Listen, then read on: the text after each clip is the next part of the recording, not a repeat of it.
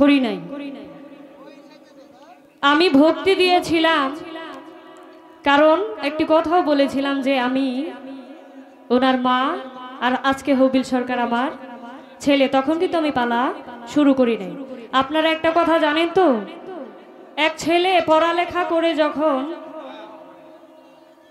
Barrister বা উকিল জজ হয়, অনেক সময় তার বাবা মাই শিক্ষিত থাকে না, কিন্তু কিছু কিছু জায়গায় গিয়ে সেই সন্তানকে কিন্তু বাবা মাকেও স্যার ডাকতে হয়। এটা কি জানেন?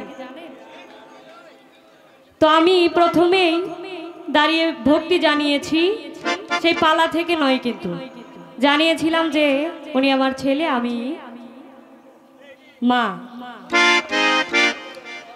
এখানে একটি পয়েন্ট রেখেছেন, তো আমি পালা এখন থেকে শুরু করব, যেহেতু পালা শুরু হয়ে গেছে। তো আসলে মা ছেলের যে ব্যাপার সেটা আমাদের বাড়িতেই থাকে, এই মঞ্চে আনার দরকার নেই। কারণ মঞ্চে মা ছেলে বা যদি আত্মীয় স্বজন এসে পড়ে তাহলে কিন্তু পালার থেকে অনেকেই অনেক কথা থেকে বঞ্চিত হবে। কারণ এটা খাতিরের বিষয়, যেগুলো আমাদের বাড়িতে হবে এগুলো যদি মঞ্চে হয় তাহলে এখানে খাতির হয়ে যায়। তো পালার ক্ষেত্রে কে উস্তাদ আর কে শিষ্য এটা কিন্তু চলে না, মঞ্চে সবাই সমকক্ষ। আজকের পালাটা যেহেতু গুরু এবং শিষ্য দিয়েছে, তা আসলে সব পালার থেকে কঠিন যে পালা এটাই হচ্ছে গুরু শিষ্য। সব পালাই আপনারা দেখবেন শেষে গিয়ে গুরু শিষ্যই হয়। শরীয়ত মারফত, খাজা বড়পীর, নবদ বেলায়ত যাই বলেন না কেন, সব পালা শেষে এক পালাই দাঁড় হয়, সেটা গুরু এবং শিষ্য। তো আমি এখন পালার গান করব, পালা থেকে কিছু কথাও রাখবো। যেহেতু আজকে মহৎ একজন মানুষ পেয়েছি, গুণী একজন মানুষ পেয়েছি, আসলেই ওনার সামনে দাঁড়ানোর যোগ্যতাই তো আমার নাই। এরপরে আমাকে এই কমিটির পক্ষ থেকে দাঁড় করানো হয়েছে এবং পালা দেওয়া হয়েছে। আমি চেষ্টা করব সেই পালা অনুযায়ী গান এবং কথা রাখার জন্য। তো আমি যেহেতু আমার গুরু, আমি একজন শিষ্য, প্রথম পর্যায়ে কিন্তু আমি কিছুই জানি না, অবুঝ একটা শিশু, কেবলমাত্র দরবারে ভক্তি দিয়ে আমি আমার পালাটা শুরু করব। তো সকলে আমার জন্য দোয়া রাখবেন। আমি প্রথমে একটি পালা গান দিয়ে শুরু রাখি।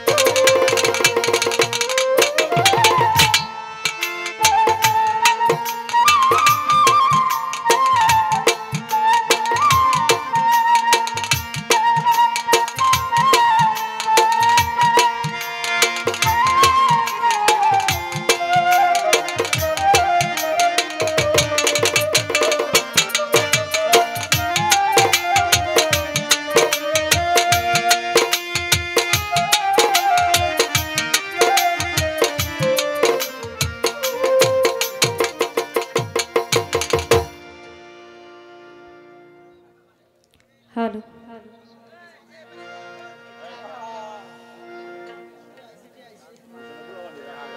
গানের আগে মিউজিক শুনে অনেকগুলো টাকা দিয়ে দোয়া রেখেছেন, ধন্যবাদ।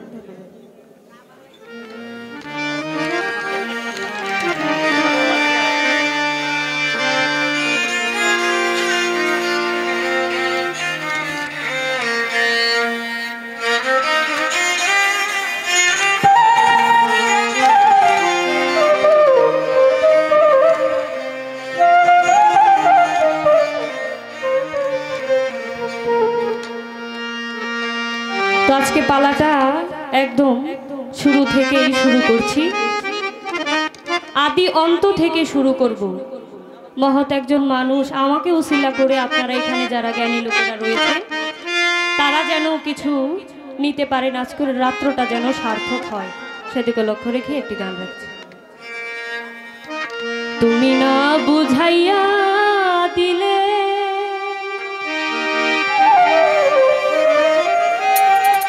পাইব কোথায় গুরু ধরি তোমার পা,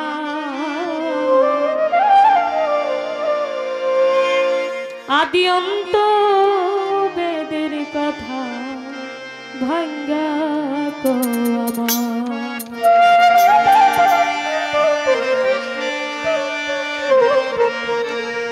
তুমি না বুঝাইয়া দিলে, তুমি না বুঝাইয়া দিলে পাইব কোথায় গুরু ধরি তোমার পায়, আদি অন্ত বেদের কথা ভাঙ্গা কো আমার। গুরু ধরি তোমার পায়, আদি অন্ত বেদের কথা ভাঙ্গা কো আমার।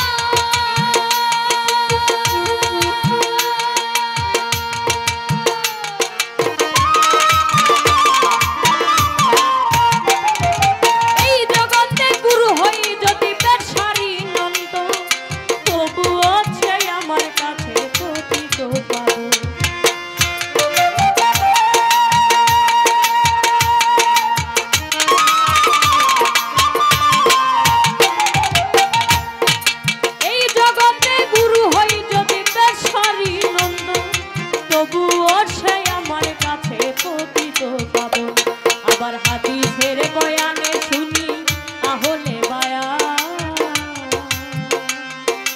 নবীর বংশের হাতের উপর রাখিতে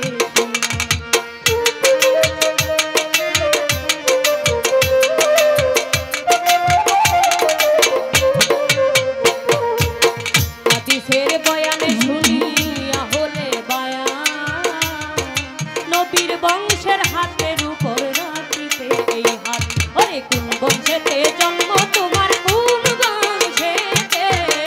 বংশেতে জন্ম তোমার, তাই বলো আমায় গুরু ধরি তোমার পায়, আদি অন্ত বেদের কথা ভাঙ্গা কো আমায়।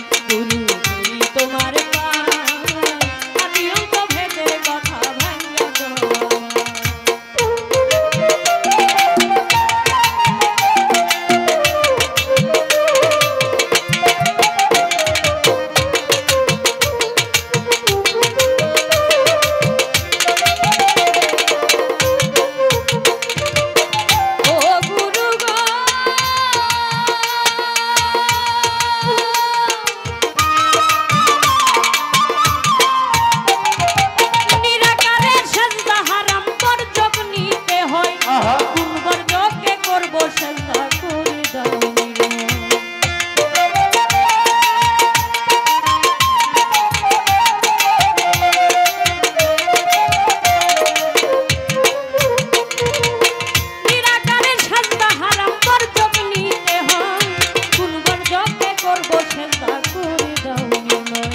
যদি বলো সেজদা করো মানুষ গুরুর পায়, মানুষ হইয়া মানুষকে কি সেজদা করা যায়?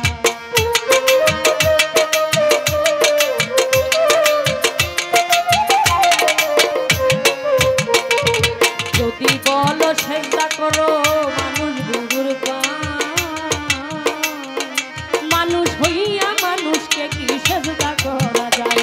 ওরে কে কবে করেছে সেজদা, কে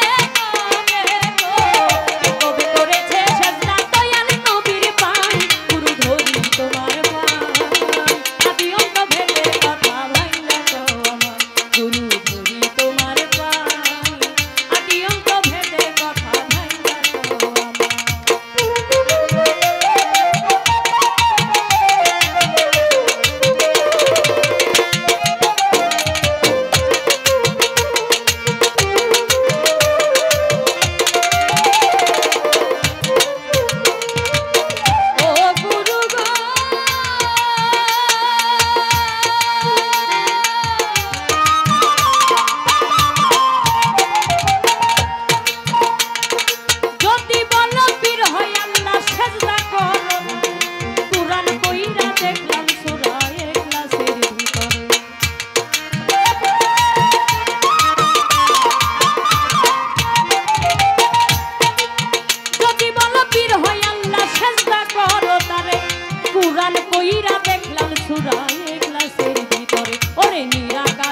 শরীক আল্লাহ মালিকুল শান, জন্ম মৃত্যু আহার নিদ্রা তাহার কিছু নাই।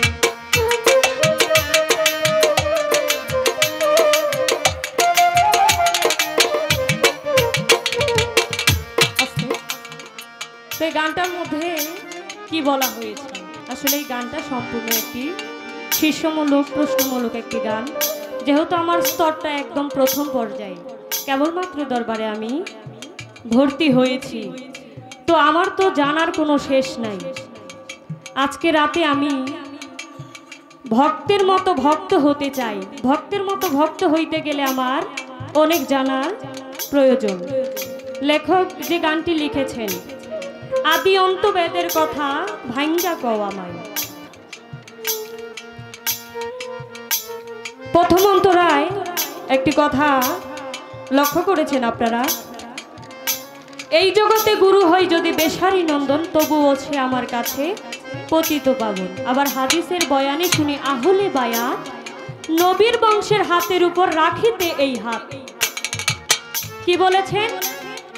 নবীর বংশের লোক লাগবে। আসলে আমরা যে মুরিদ হব, আমরা যে পীর মুর্শিদ খুঁজবো, একজন কামেল গুরুর কাছে যদি মুরিদ না হই, তাহলে তো আমরা কিছুই জানতে পারবো না।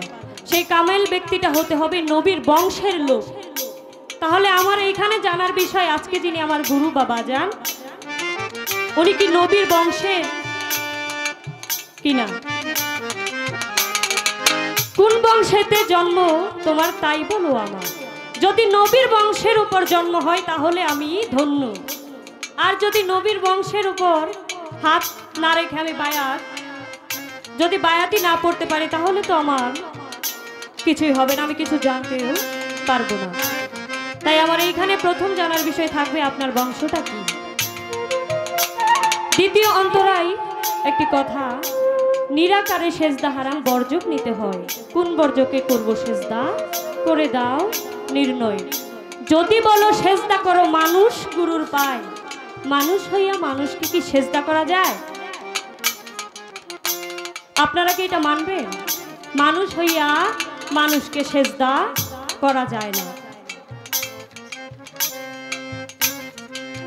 কে কবে করেছে সেজদা আমার দয়াল নবীর পায়? এখানে আমার জানার বিষয়, আমার নবীর পায় কে প্রথম সেজদা করেছিল।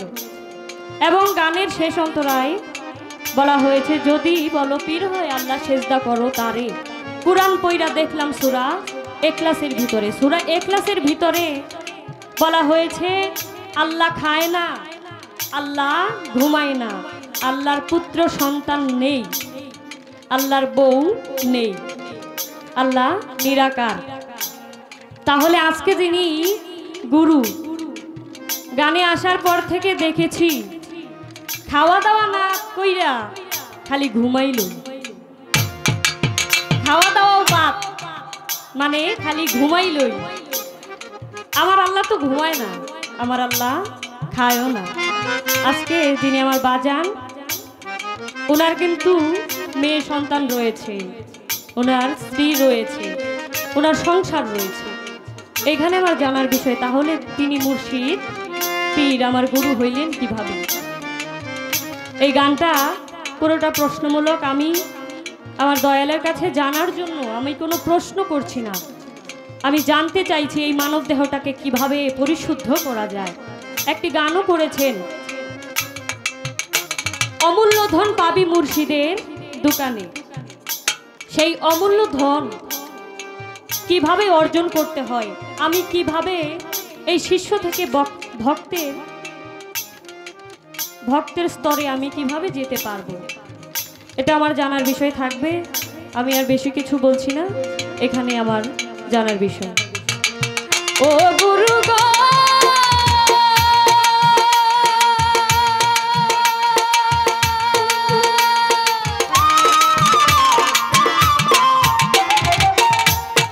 যদি বলো পীর হয় আল্লাহ সেজদা করো তারে।